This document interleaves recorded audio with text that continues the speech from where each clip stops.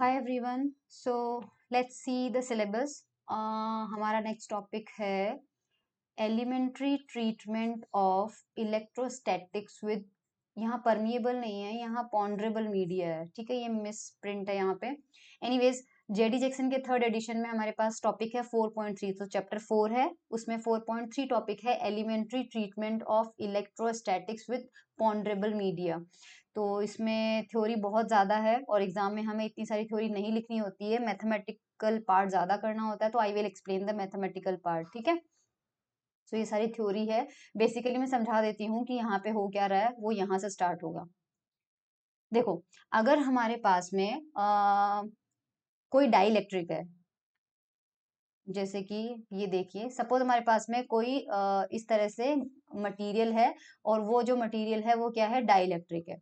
Dielectric basically काफी हद तक इंसुलेटर जैसा होता है, तो उसमें पोलराइजेशन नहीं होता है। लेकिन जब हमारे पास इलेक्ट्रिक फील्ड जीरो है तो उसमें कोई पोलराइजेशन, मतलब कोई डाइपोल्स नहीं बने हुए हैं। यूनिफॉर्म वो इंसुलेटर की तरह से ही है हमारे पास में। लेकिन अगर हम यहाँ पे electric field, external field apply कर देते हैं, तो होता क्या है, जैसे न्यूट्रल एटम यहाँ पे रखे हुए थे, पहले न्यूट्रल एटम यहाँ पे रखे हुए थे।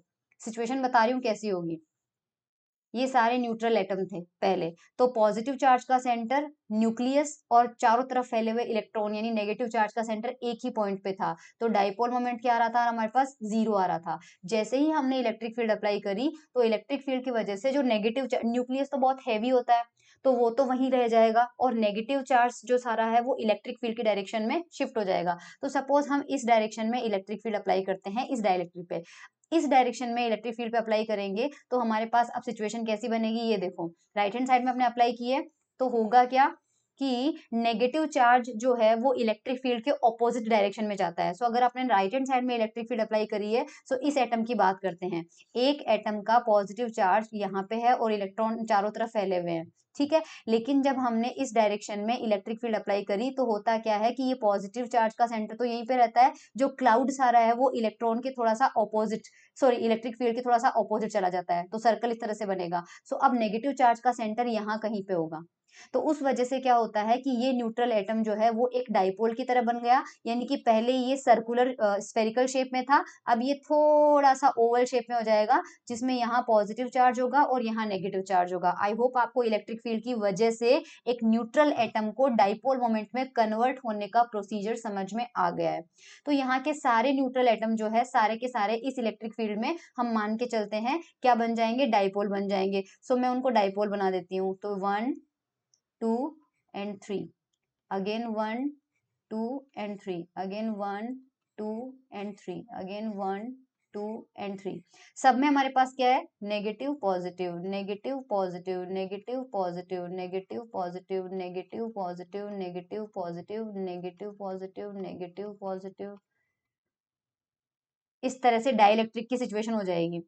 अब यहाँ पे ये positive negative charge cancel out हो जाएगा, ये positive negative charge cancel out हो जाएगा, ये पॉजिटिव नेगेटिव कैंसिल आउट हो जाएगा, ये पॉजिटिव नेगेटिव कैंसिल आउट हो जाएगा, ये पॉजिटिव नेगेटिव कैंसिल आउट हो जाएगा, ये पॉजिटिव नेगेटिव, ये पॉजिटिव नेगेटिव, ये पॉजिटिव नेगेटिव। सो बीच में हमारे पास जितने भी पॉजिटिव चार्ज है वो सब नेगेटिव चार्ज के विसिनिटी में होने की वजह से कैंसिल आउट हो जाएंगे। लेकिन इस नेगेटिव चार्ज को कैंसिल आउट करने वाला कोई पॉजिटिव चार्ज नहीं है, इसको कैंसिल आउट करने वाला नहीं है, इसको कैंसिल आउट करने वाला नहीं है, इसलिए इसलिए आपके पास यहाँ पे नेगेटिव चार्ज डेवलप हो जाएगा लेफ्ट हैंड साइड में, और इसी तरह से यहाँ पे पॉजिटिव, यहाँ पे पॉजिटिव, यहाँ पे पॉजिटिव, राइट हैंड साइड में आपके पास में पॉजिटिव चार्ज डेवलप हो जाएगा, जिसको कैंसिल आउट करने के लिए कोई चार्ज नहीं है। सो ओवरऑल आपका जो डाइइलेक्ट्रिक है उसमें क्या हुआ, लेफ्ट हैंड साइड में नेगेटिव, राइट हैंड साइड में पॉजिटिव, बीच में हमारे पास फिलहाल कोई चार्ज नहीं है। सो ये अब क्या हो चुका है, पोलराइज हो चुका है।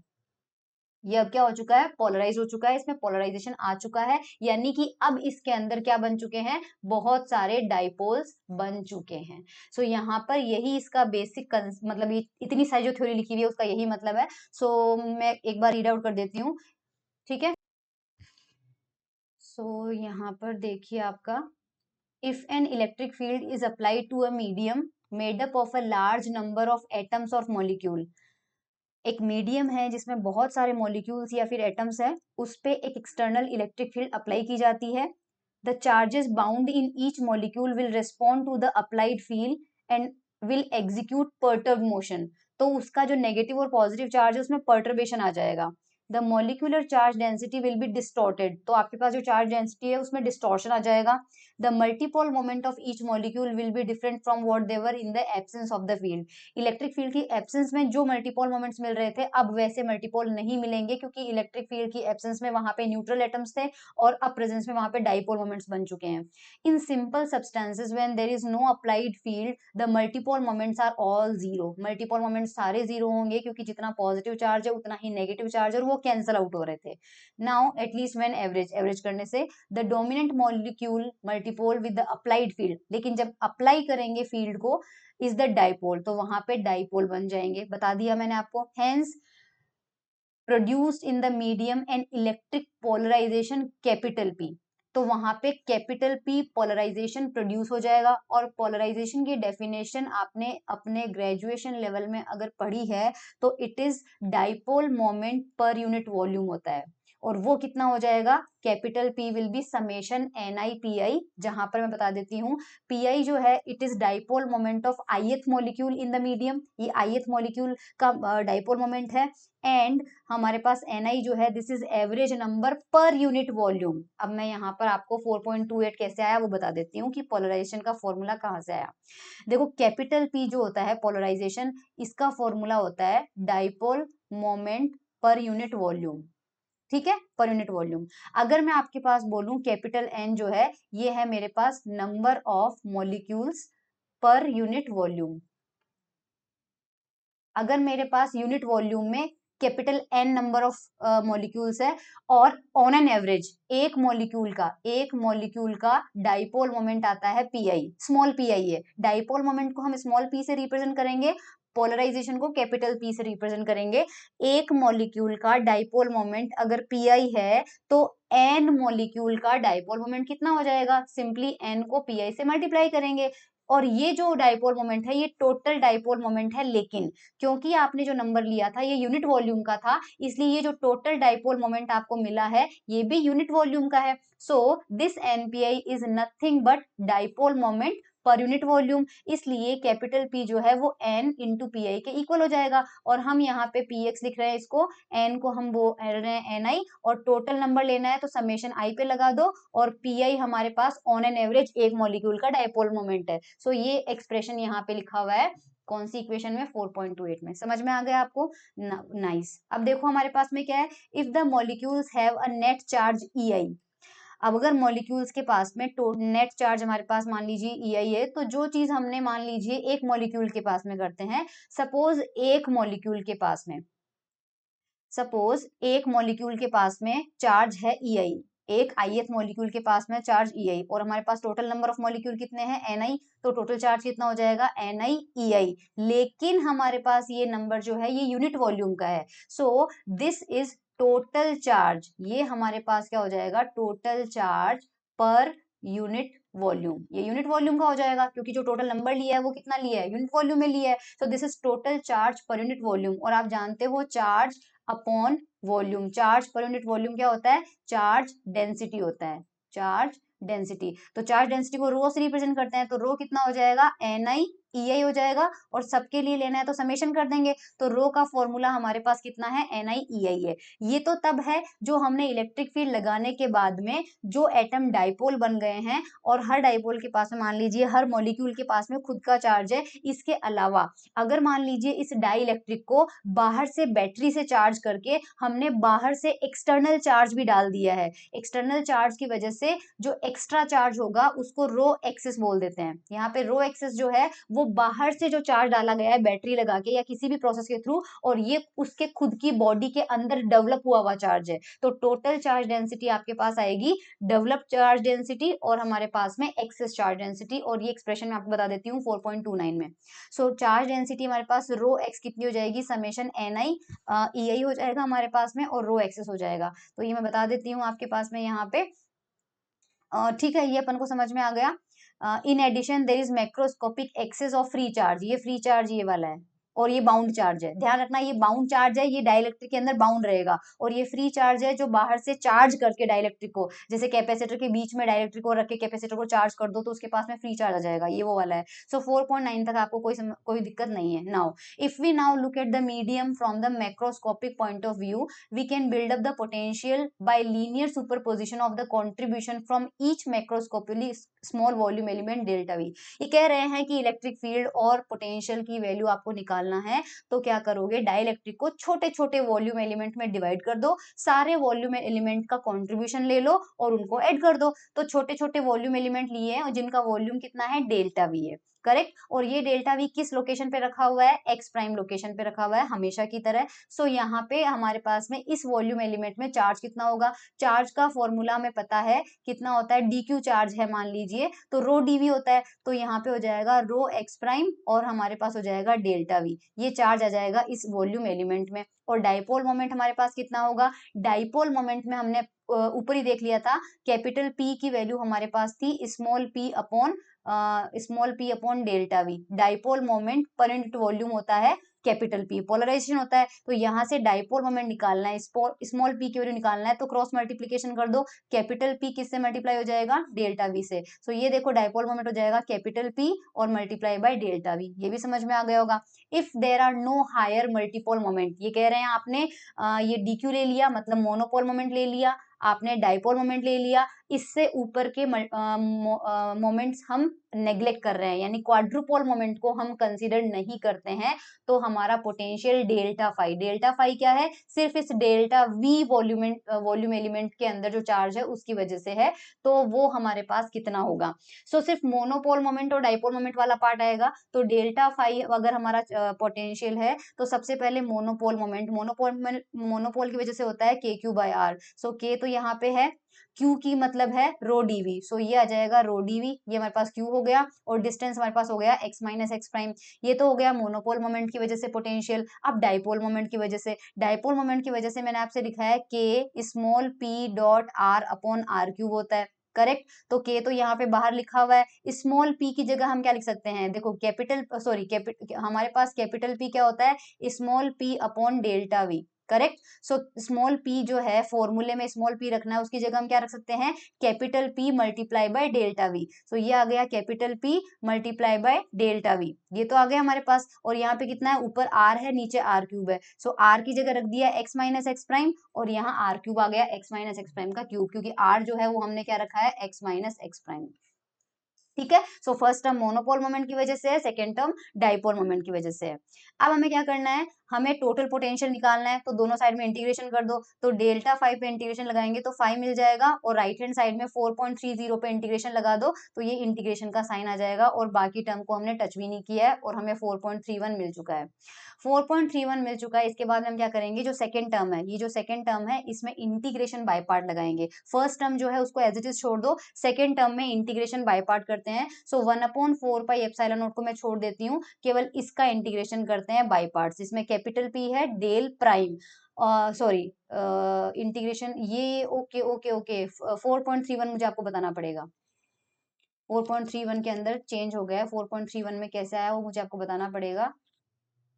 देखो यहाँ पे एक बार, यहाँ पे क्या लिखा हुआ है ध्यान से समझना, कैपिटल पी जो है वो एज इट इज है, ठीक है, कैपिटल पी आपके पास एज इट इज है, यहाँ पे डेल्टा वी है और यहाँ पे डेल्टा वी है, उस डेल्टा वी को हमने क्या लिखा है, d3x प्राइम, वॉल्यूम एलिमेंट ही है तो हमने इस डेल्टा वी को d3x प्राइम लिख दिया है।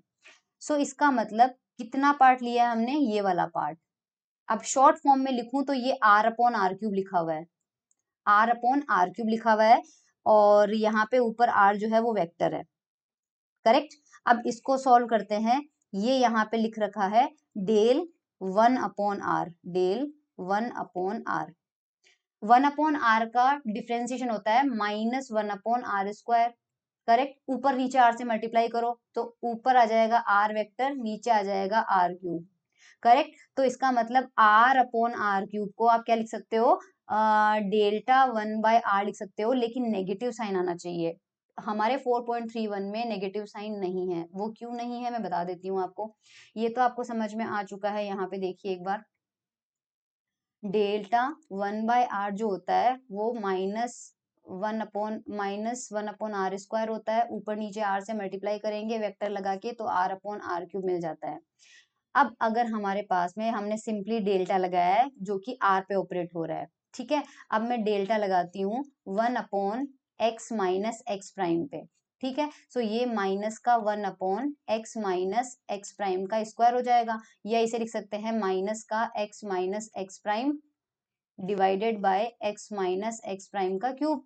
लेकिन अगर मैं यहाँ पे डेल ऑपरेटर जो होता है वो x के करस्पॉन्डिंग ऑपरेटर है। अगर x प्राइम पे लगाना होता तो सपोज करो डेल प्राइम लगाते, तो अगर डेल प्राइम लगाते तो आंसर क्या आता, डेल प्राइम लगाते तो आंसर आता सबसे पहले -1/x माइनस एक्स प्राइम का स्क्वायर। लेकिन x प्राइम के आगे माइनस लगा हुआ है, x प्राइम के आगे माइनस लगा हुआ है, इसलिए जब आप इसका डिफरेंशिएशन करोगे तो यहाँ पे ऊपर कर रहे थे तो x पे कर रहे थे, तो x के आगे तो पॉजिटिव साइन है, इसलिए यहाँ पे सिर्फ एक नेगेटिव साइन आया था। लेकिन अब आपके पास x के रिस्पेक्ट में नहीं कर रहे हो, आप x प्राइम के रिस्पेक्ट में कर रहे हो और उसके आगे ऑलरेडी एक नेगेटिव साइन है, इसलिए यहाँ डबल नेगेटिव साइन आएगा, तो यहाँ पे प्लस में आ जाएगा और ये का ये पार्ट आ जाएगा। सो आई होप अब आपको क्लियर है कि 4.31 में हमने इस टर्म को डेल के फॉर्म में लिख दिया है, ठीक है। ये डेल प्राइम के फॉर्म में है। अगर यहाँ डेल प्राइम नहीं होता, सिंपल डेल होता, तो यहाँ बीच में पॉजिटिव साइन नहीं नेगेटिव साइन आता, तो ये बीच में पॉजिटिव साइन का रीजन आपको समझ में आ गया कि अपन ने डेल प्राइम रखा है।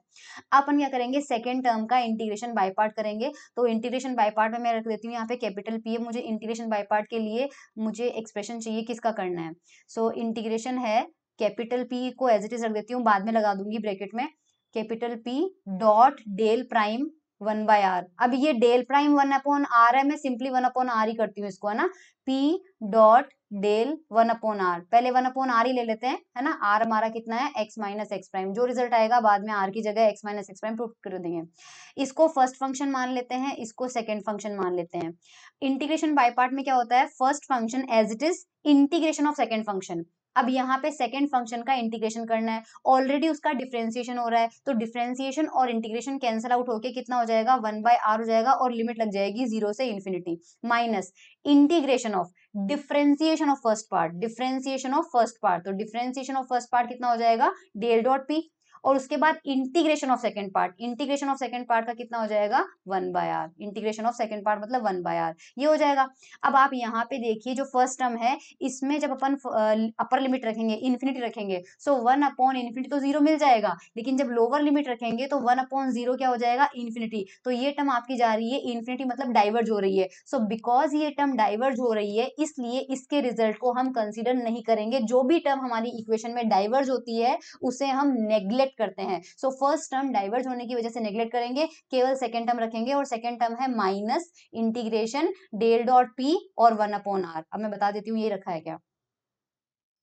तो यस यहाँ पे देख लीजिए सेकंड टर्म में क्या रखा है, फर्स्ट टर्म तो एज इट इज है 1/4πε0 है, d3x prime age it is था, और यहाँ पे हमारे पास ये सेकंड टर्म की बात कर रहे थे, तो सेकंड टर्म में हमारे पास है डेल प्राइम, हमें क्या मिला था सेकंड टर्म में डेल प्राइम डॉट पी, मैंने डेल लगाया था, और साथ में 1/r है ना, सो 1/x माइनस एक्स प्राइम ये मिल रहा था सेकंड टर्म। तो सेकंड टर्म में ये रखेंगे, उसके बाद कॉमन लेंगे, कॉमन दोनों में क्या आएगा, एक तो फर्स्ट टर्म में भी x माइनस एक्स प्राइम नीचे है, सेकंड टर्म में भी x माइनस एक्स प्राइम नीचे है, तो 1/x माइनस एक्स प्राइम नीचे आ जाएगा, दोनों में वॉल्यूम वाला पार्ट कॉमन है, तो इधर क्या बचेगा रो है, यहाँ पे सिर्फ रो है तो वो रो एज इट इज आ गया, और यहाँ पे क्या बचेगा डेल प्राइम डॉट पी, तो ये माइनस का डेल प्राइम डॉट पी, क्योंकि एक्सप्रेशन में देखो क्या मिला है, ये रहा माइनस का डेल प्राइम डॉट पी, ये माइनस का del prime dot P 1/r हमने कॉमन ले लिया है, ठीक है। सो 4.32 आपको समझ में आ चुकी है।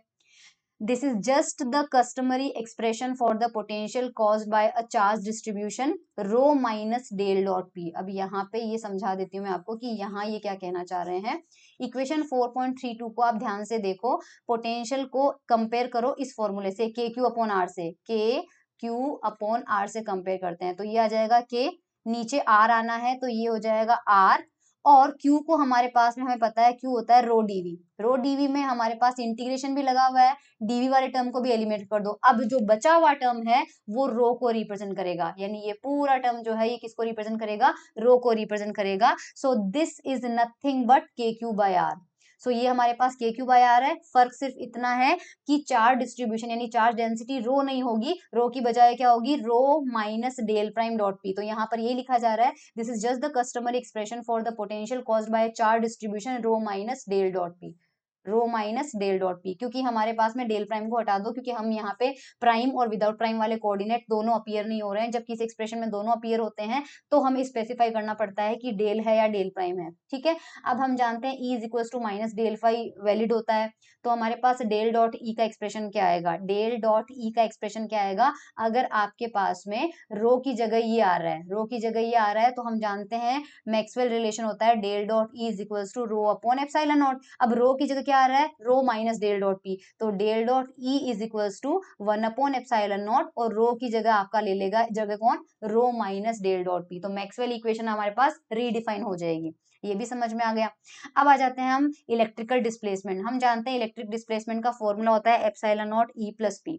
अगर ये वाला फॉर्मूला है तो using this equation and this equation हम एक रिजल्ट पे पहुंच सकते हैं, del dot D is equals to rho. ये कैसे आएगा, देखो हमारे पास में ये हमारे पास में है D is equals to epsilon naught E plus P, पूरी इक्वेशन में डाइवर्जेंस लगा दो, तो del dot E is equals to epsilon naught del dot E plus del dot P, ये हमारे पास में यहाँ पे हो जाएगा। और अभी अभी अपन ने जो इक्वेशन देखी थी वो इक्वेशन कौन सी थी,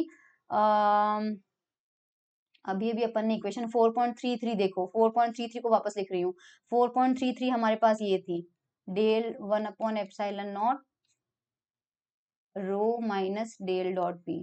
ठीक है, इस इक्वेशन से क्रॉस मल्टीप्लीकेशन से epsilon naught del dot E की वैल्यू निकालो, rho minus del dot P आ रही है, और ये जो वैल्यू एप्सिलॉन नॉट की है ये यहाँ पर पुट कर दो। सो इस इक्वेशन से हमें क्या मिलेगा, del dot D is equals to, इसकी वैल्यू हम यहाँ से पुट करेंगे which will be rho minus del dot P और प्लस डेल डॉट पी, ये कैंसिल आउट हो जाएगा और हमारे पास ये इक्वेशन आ जाएगी del dot D is equals to rho, equation 4.35। I hope 4.35 आपको समझ में आ गया है। ठीक है, और यहाँ पे ये पिक्चर जो मैंने आपको बताई थी, ये देखो ये आपके पास में पोलराइज्ड हो चुका है ना, अंदर में कुछ नहीं बनाया, अंदर वाले सारे कैंसिल आउट हो चुके हैं, बाहर डाइपोल बन रहे हैं सारे के सारे। So origin of polarisation charge density बता रखा है, स्पेशल वेरिएशन ऑफ पोलराइजेशन होता है, मोर मॉलिक्यूलर चार्ज में लीव, ये जो भी है एनीवेज ये हमारे किसी काम का नहीं है। इसके अलावा आपने बीएससी के अंदर एक चीज पढ़ी है कि पोलराइजेशन और इलेक्ट्रिक फील्ड में रिलेशन होता है, capital P is equal to epsilon naught chi times capital E। इसके अलावा डिस्प्लेसमेंट वेक्टर का एक और फॉर्मूला होता है D is equal to epsilon E, और हमारे पास एप्सिलॉन होता है epsilon naught 1 plus chi E। ये डेरिवेशन आप इनसे कर सकते हो, ये बीएससी में कर रखा है। अगर नहीं समझ में आ रहा है तो मैं सोच रही हूँ कि ये भी मैं आपके लिए करूँ क्या, कर देती हूँ। 4.38 कैसे आया, देखो 4.38 का डेरिवेशन कई बार पूछ लिया जाता है। हमारे पास डिस्प्लेसमेंट वेक्टर का फॉर्मूला पता है epsilon naught E plus P होता है।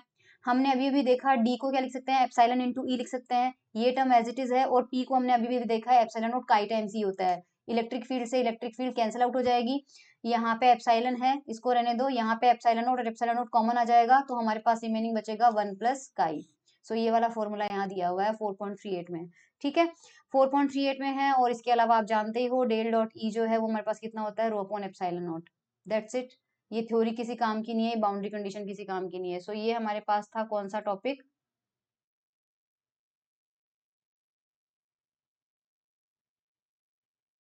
आप इसकी थ्योरी पढ़ लेना, इसमें समझ में आ जाएगा आपको।